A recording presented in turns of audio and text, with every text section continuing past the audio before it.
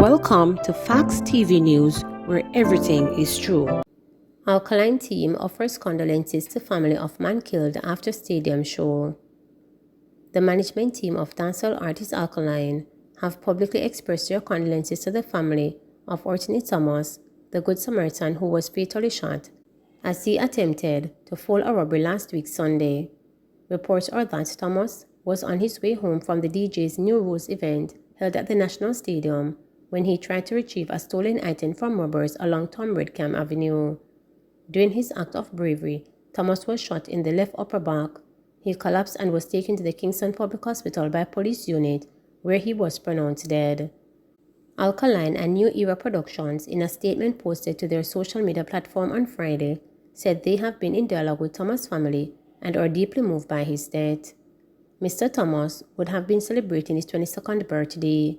His untimely death, almost a week ago, has been felt not just by his immediate family and friends, but also by a community of music lovers who associate with. A part of the statement read, Mr. Elton Bartley, most popularly known as Alkaline, and his team would like to publicly express their condolences to his mother, Miss Turner, and the extended family. Mr. Thomas, who was among over 38,000 patrons at the National Stadium car park on July 2, 2022, left the venue with the hopes of reaching home safely. His neighborly actions, which led to his untimely death, must be acknowledged. The statement also used the opportunity to implore anyone with information surrounding the incident to share it with relevant authorities. Mackenzie mourns the passing of Manchester Councillor Francis. Minister of Local Government and Rural Development Desmond Mackenzie has expressed great sadness at the passing of Councillor Clerk Francis, the elected representative for the Knockpatrick Division of Manchester Municipal Corporation. Councillor Francis died on Friday after ailing for some time. This is just a great tragedy. Clerk fell ill about 3 weeks ago, the day after Father's Day, and was hospitalized first in Mandeville, then in Kingston. While the situation was serious, he was showing signs of improvement.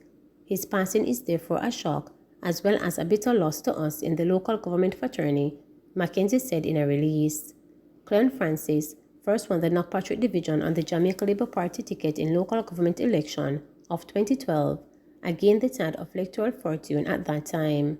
His victory with over 52% of votes made him the lone JLP councillor of the 4 in central Manchester, he added.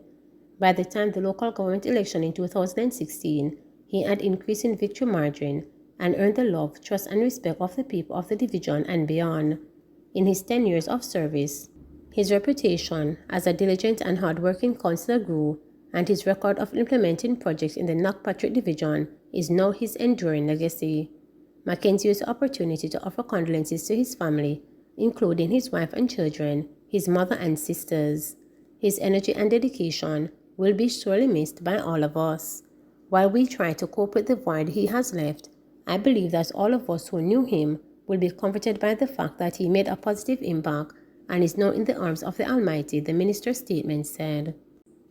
27 taxi operators killed since the start of the year. A taxi operator was shot dead on Red Street Drive in Seaville Gardens in St. Andrew, sending the taxi operators into another round of hand-wringing and grief. The taxi operators' deaths bring the tally to 27 killed since the start of the year, according to Hector Newman, president of the Transport Operators Development Sustainable Services (TODS). It's a recurring decimal. There is no security for our sector. It is morning, noon, or night. We are being slaughtered in the streets, Newman told reporters. He is related to one of the senior directors in TODS, the father of her daughter's child. It is somebody who is very close to us. I heard his mother crying when they killed her son. It's very sad, Newman continued. The deceased operator has been identified as 61-year-old Paul Tony Allen. The police reported that around 10:30 p.m., explosions were heard in the Seaville Gardens area. Following checks, Allen was found slumped over the steering wheel of a grey Toyota Probox motor car along a roadway. The body reportedly had what appeared to be gunshot wounds. According to Newman, 38 taxi operators were killed last year, but the carnage has accelerated this year. One was killed 3 days ago in Waterhouse, Newman told reporters. Homeless man killed in downtown Kingston still not identified. Police are yet to identify a homeless man who was found murdered in downtown Kingston a week ago. The man, who police said appeared to be in his 70s, was found dead on the North Parade near the popular landmark War Theatre last Saturday morning. Police say they have also not identified any motive or suspect in connection with the killing. Information received was that about 6 a.m., residents reported seeing the body of the now deceased and summoned the police.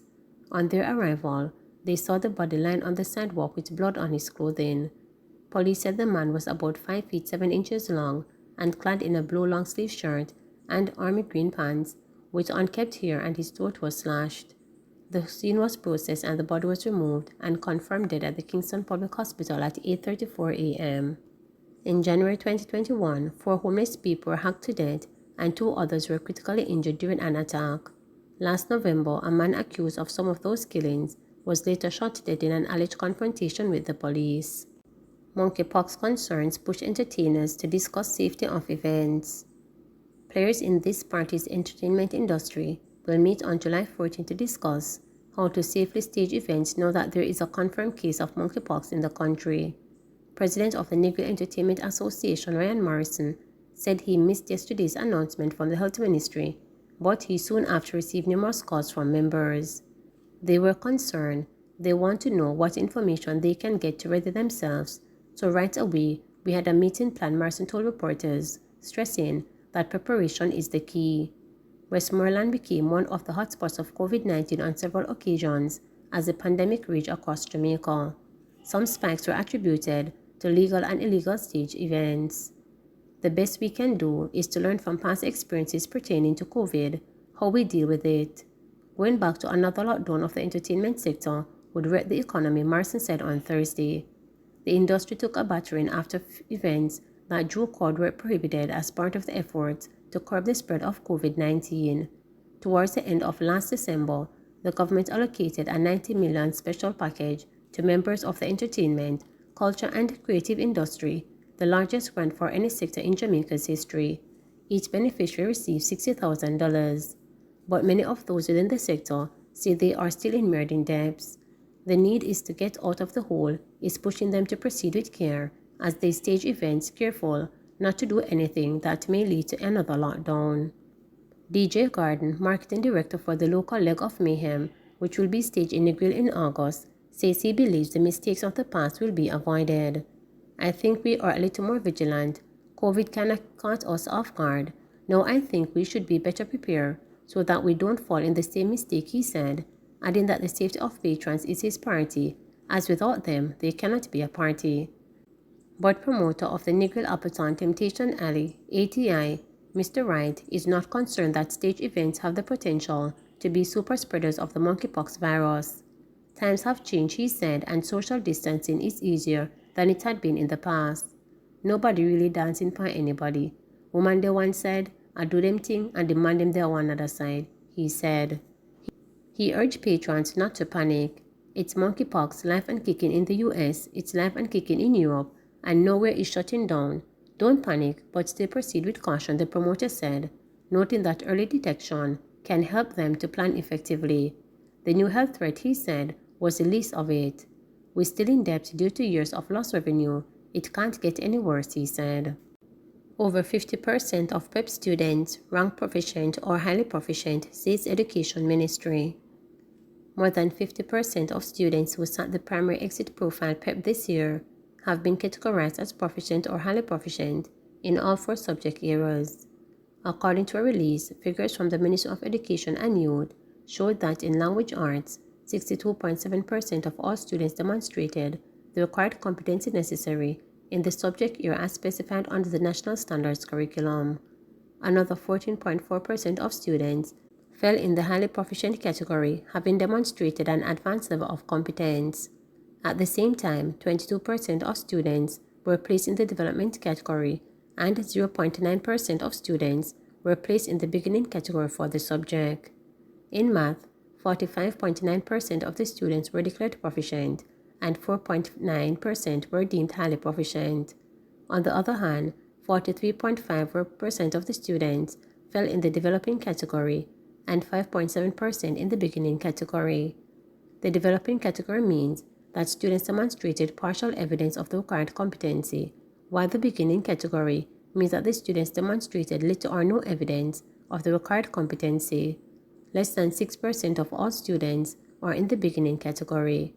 Portfolio Minister Favour Williams, speaking at a press conference at the Ministry on Friday, July 8, ahead of the release of the PEP results, reported that in science, 20% of the students were highly proficient, the highest showing of advanced competency among all four. At the same time, 33.3% of students were proficient, 45% were developing, and 1.2% were at the beginning level in the subject. In social studies, 37.2% of students were proficient, 16.1% were highly proficient, 41.9% of students were developing, and 4.8% were beginning. This is all very good information for us to continue to help our students, the minister said, noting that the data will allow the ministry to make the necessary interventions to help teachers in the classroom to know who is going to require more hand-holding and be able to provide that for the students. A total of 35,292 students sat PEP this year, which did not include the grades 4 and 5 components past year due to the ongoing COVID-19 pandemic. As such, the minister said it is difficult to draw comparisons between this cohort's performance and that of the students in previous years. Please remember to subscribe, like, share, and click the notification bell for daily updates.